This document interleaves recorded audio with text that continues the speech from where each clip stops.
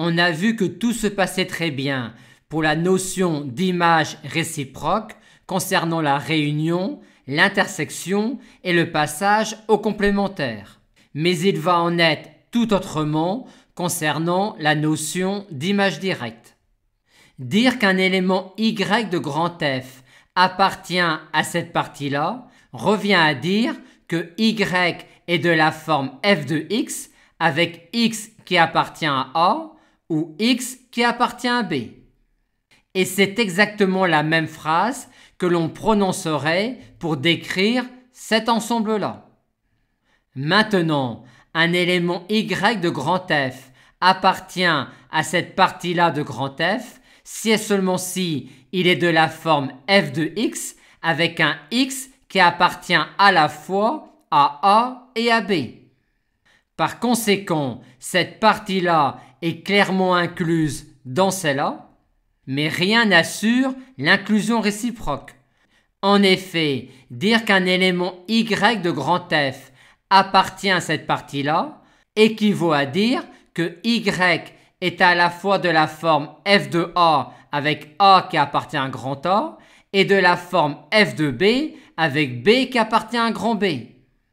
Mais ceci n'implique a priori pas du tout que Y puisse s'écrire sous la forme f de x avec un x qui appartient à la fois à A et à B. Par contre, si f est injective, on a bien l'inclusion réciproque.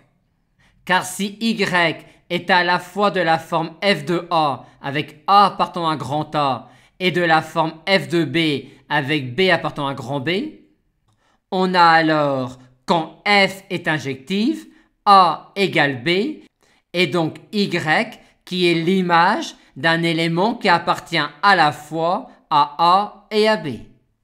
Et on peut même aller plus loin et caractériser les fonctions injectives comme étant les fonctions pour lesquelles, pour toute partie AB de E, on a cette égalité ensembliste-là. On a déjà montré cette implication-là.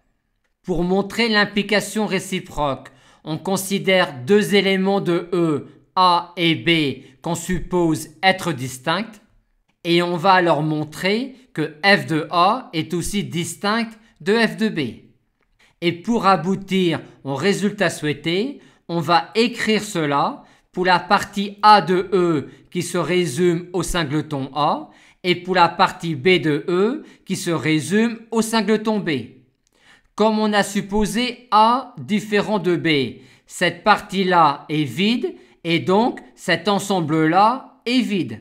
Dire qu'il est vide nous conduit à ce que f de A est également distinct de f de B, ce qui achève de montrer que f est injective.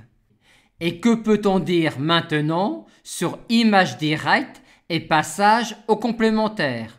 En d'autres termes, y a-t-il un lien entre cette partie-là et celle-là? Quand je suis de la forme f de x avec x n'appartenant pas à A, puis-je alors dire que je ne suis pas de la forme f de u avec u qui appartient à A? Non, en général.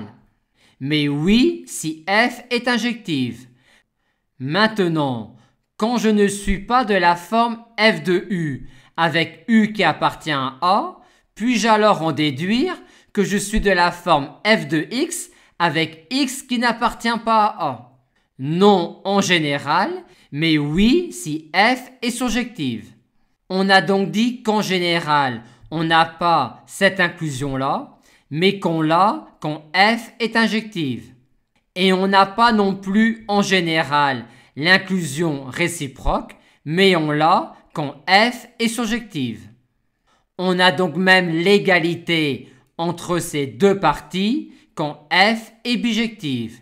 Et on peut même dire mieux, car on peut caractériser les fonctions bijectives par le fait que l'on a cette égalité-là pour toute partie A de E.